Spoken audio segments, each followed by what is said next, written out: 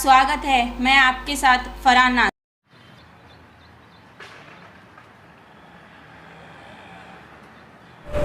Sir, ಇಲ್ಲಿ ತಾವು ಸಮಾಜ ಕಲ್ಯಾಣ ಇಲಾಖೆ ಮುಂದೆ ಎದಕ್ಕೋಸ್ಕರ ಕೂತಿದ್ದೀರಾ? ಇಲ್ಲಿ ಸರ್, ಸಮಾಜ ಕಲ್ಯಾಣ ಇಲಾಖೆ ವತಿಯಿಂದ ಖಾಸಗಿ ಅನುದಾನಿತ ವಸತಿ ನಿಲಯಗಳನ್ನು ನಡೆಸ್ತಾರೆ. ವಿಜಯಪುರ ಜಿಲ್ಲೆ ಇಂಡಿ ತಾಲೂಕಿಗೆ ಸಂಬಂಧಪಟ್ಟಂಗೆ ಇಂಡಿ ರೈಲ್ವೆ ನಿಲ್ದಾಣದಲ್ಲಿ ಒಂದು ಖಾಸಗಿ ವಸತಿ ನಿಲಯ ಇದೆ. ಆ ವಸತಿ ನಿಲಯ ಮೂಲತಃ SC/ST ಮ್ಯಾನೇಜ್ಮೆಂಟ್ದು. ಆ SC/ST ಮ್ಯಾನೇಜ್ಮೆಂಟ್ನ ವಸತಿ ನಿಲಯದಲ್ಲಿ SC/ST ಅಲ್ಲದೇ ಇರುವಂಥ ವ್ಯಕ್ತಿಗಳು ಇಲಾಖೆ ಕೊಟ್ಟಿದ್ದ ದಾಖಲೆಗಳನ್ನು ನೀಡಿ ಮತ್ತು ಅಲ್ಲಿ ವಸತಿ ನಿಲಯ ಪ್ರಾರಂಭ ಚಾಲ್ತಿ ಇಡಲಾರ್ದೇನೆ ಇಲ್ಲಿ ಇಲಾಖೆಯಿಂದ ಅನುದಾನ ತಗೊಂಡಿದ್ದಾರೆ. ಈ ಅನುದಾನ ದುರ್ಬಳಕೆ ಆಗಿದೆ ಅಂತ ತಿಳ್ಕೊಂಡು ನಾನು ಸುಮಾರು 10 ತಿಂಗಳ ಹಿಂದೆ ಇಲ್ಲಿ ಸಮಾಜ ಕಲ್ಯಾಣ ಇಲಾಖೆ ಉಪನಿರ್ದೇಶಕರಿಗೆ ಒಂದು ಅರ್ಜಿನ ಕೊಟ್ಟಿದ್ದೆ.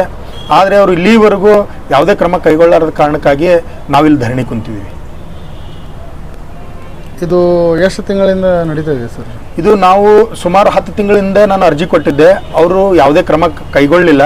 ಆ ಕಾರಣಕ್ಕಾಗಿ ನಾವು ಅನಿವಾರ್ಯವಾಗಿ ಮತ್ತು ನಮ್ಮ ಕಾನೂನಾತ್ಮಕ ಒಂದು ಇದರೊಳಗೆ ನಾವು ಇವತ್ತಿಗೆ 23 ದಿವಸ ಆಯಿತು ಇಲ್ಲಿ ನಾವು DD ಸೋಷಿಯಲ್ ವೆಲ್ಫೇರ್ ವಿಜಯಪುರ ಕಚೇರಿ ಮುಂದೆ ಧರಣಿ ಕುಂತಿದ್ದೀವಿ. ಈ ಮೇಲಾಧಿಕಾರಿ ಯಾರ್ಯಾರಿಗೆ ತಿಳಿಸಿದ್ದಾರೆ ಸರ್?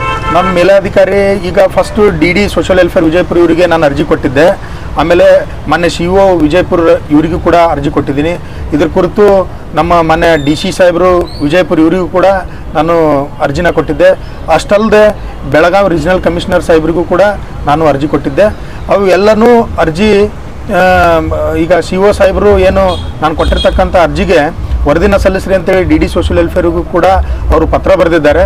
ಈಗ ಸಡನ್ನಾಗಿ DD ಸೋಷಿಯಲ್ ವೆಲ್ಫೇರ್ ಅವರು 10 ತಿಂಗಳಾದ ನಂತರ ನಾಗರಿಕ ಹಕ್ಕು ಜಾರಿ ನಿರ್ದೇಶನಾಲಯ ವಿಜಯಪುರ ಇವರಿಗೆ ಏನು ಮಾಡಿದ್ದಾರೆ ಅಂತಂದರೆ ವರ್ಗಾವಣೆ ಮಾಡಿದ್ದಾರೆ, ತನಿಖೆ ವರ್ಗಾವಣೆ ಮಾಡಿದ್ದಾರೆ. ಈಗ ತಮಗೆ ನ್ಯಾಯ ಸಿಗಲಿಲ್ಲ. ಈಗ 23 ದಿವಸ ಆದ್ರೂ ಭೀ ತಮಗೆ ನ್ಯಾಯ ಇನ್ನೂ ತನಕ ಅವರು ದೊರಕಿಸಲಿಲ್ಲ. ಇದೇ ಥರ ಆಯಿತು ಅಂತ ಹೇಳಿದ್ರೆ ತಾವು ಮುಂದೆ ಏನು ವ್ಯವಸ್ಥೆ? ಈಗ ನಾವು 23 ದಿವಸ ಶಾಂತಿಯುತವಾಗಿ ನಾವು ಏನು ಧರಣಿ ಮಾಡ್ತಿದ್ದೀವಿ ಸರ್. ಈಗ ನಾವು ಸಾರ್ವಜನಿಕರಿಗೆ ಹೋಗಲಿಕ್ಕೆ ಬರಲಿಕ್ಕೆ ಅನುಕೂಲ ಮಾಡಿಕೊಟ್ಟು ಕಚೇರಿಗೆ ತೊಂದರೆ ಮಾಡದೇ ನಾವು ಇಲ್ಲಿವರೆಗೂ ಶಾಂತಿಯುತವಾಗಿ 23 ದಿವಸ ಧರಣಿ ಕುಂತಿದ್ದೀವಿ. ಆದರೆ ಅಧಿಕಾರಿಗಳು ಯಾವ ನಮ್ಮ ಬೇಡಿಕೆಯನ್ನು ಈಡೇರಿಸಬೇಕಾಗಿರ್ತಂಥ ಅಧಿಕಾರಿಗಳು ವಿನಾಕಾರಣ ವಿಳಂಬ ಮಾಡೋದಾಗಲಿ ಅಥವಾ ವಿನಾಕಾರಣ ಬರೀ ಆಶ್ವಾಸನೆಗಳು ಕೊಡೋದ್ರಿಂದ ನಮಗೆ ಏನಾಗಿದೆ ಅಂತಂದರೆ ಇನ್ನು ಮುಂಬರುವ ದಿನಗಳಲ್ಲಿ ಇದೇ ರೀತಿ ಏನಾದರೂ ಮುಂದುವರೆದ್ರೆ ನಾವು ಈ ಧರಣಿನ ಸ್ವಲ್ಪ ಉಗ್ರವಾಗಿ ಪ್ರತಿಭಟಿಸಲಿಕ್ಕೆ ಅಣಿಯಾಗ್ತೀವಿ ಅಂತೇಳಿ ನಾನು ಹೇಳಕ್ಕೆ ಇಚ್ಛೆಪಡ್ತೀನಿ. ಯಾವ ಥರ ಅಧಿಕಾರಿಗಳ ಕೈವಾಡ ಇದೆಯಾ ಇದರೊಳಗೆ? ಇರ್ಬೋದು ಸರ್. ಇದು ತನಿಖೆ ನಂತರನೇ ಎಲ್ಲನೂ ಹೊರಗೆ ಬೀಳ್ಬೋದು.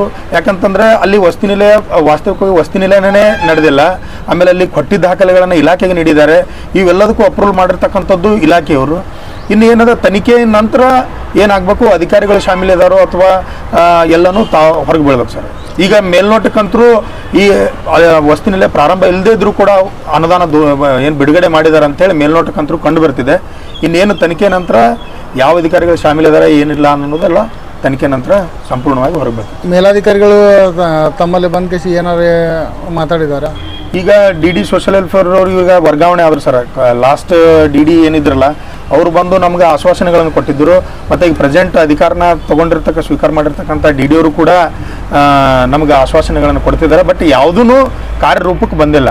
ನಮ್ಮ ಬೇಡಿಕೆಗಳು ಮುಖ್ಯವಾಗಿ ಏನಂತಂದರೆ ವಸತಿ ನಿಲಯದಲ್ಲಿ ಏನು SC/ST ಮ್ಯಾನೇಜ್ಮೆಂಟ್ನ ವಸತಿ ನಿಲಯ ಇದಲ್ಲ, ಆ ವಸತಿ ನಿಲಯದಲ್ಲಿ ಏನು ಅನುದಾನ ದುರ್ಬಳಕೆ ಮಾಡ್ಕೊಂಡಿದ್ದಾರಲ್ಲ SC/ST ಅಲ್ಲದೇ ಇರುವಂಥ ವ್ಯಕ್ತಿಗಳು, ಅವ್ರ ಮೇಲೆ ಸೋಮೋಟೋ ಕೇಸ್ ಆಗಬೇಕು. ಆಮೇಲೆ ಎರಡನೇದೇನಂತಂದರೆ ಆ ಏನು ಅನುದಾನ ದುರ್ಬಳಕೆ ಆಗಿದೆಯಲ್ಲ ಅದು ರೀಫಂಡ್ ಆಗಬೇಕು. ಆಮೇಲೆ ಮೂರನೇದೇನಂತಂದರೆ ಆ ವಸತಿ ನಿಲಯ ಪ್ರಸಕ್ತ ಸಾಲಿನಲ್ಲಿ ಚಾಲ್ತಿಯಲ್ಲಿಲ್ಲ ಅಂತೇಳಿ ಇವರೇ ವರದಿ ಕೊಟ್ಟಿದ್ದಾರೆ ಇಲಾಖೆಯವರು. ಅದೇ ಒಂದು ಆಧಾರದ ಮೇಲೆ ಇವ್ರು ಏನು ಮಾಡಬೇಕು, ಶಾಶ್ವತ ರದ್ದತಿಗೆ ಪ್ರಸ್ತಾವನೆ ಸಲ್ಲಿಸಬೇಕು ಅನ್ನೋಂಥ ಬೇಡಿಕೆ ಇದೆ. ಈ 3 ಬೇಡಿಕೆ ಈಡೇರಿಸ್ತಾರೆ ಅಂತಂದರೆ ನಾವು ಧರಣಿನ ಕೈ ಬಿಡ್ತೀವಿ. ಅಲ್ಲಿವರೆಗೂ ನಮ್ಮ ಹೋರಾಟ ಇದು ನಿರಂತರ ಇರ್ತೈತೆ ಅಂತೇಳಿ ತಮ್ಮ ಮೂಲಕ ಹೇಳಕ್ಕೆ ಇಚ್ಛೆ ಪಡ್ತೀನಿ. ವಿಕಾಸ್ ಹೊಸಮನಿ, ವಕೀಲರು, ವಿಜಯಪುರ.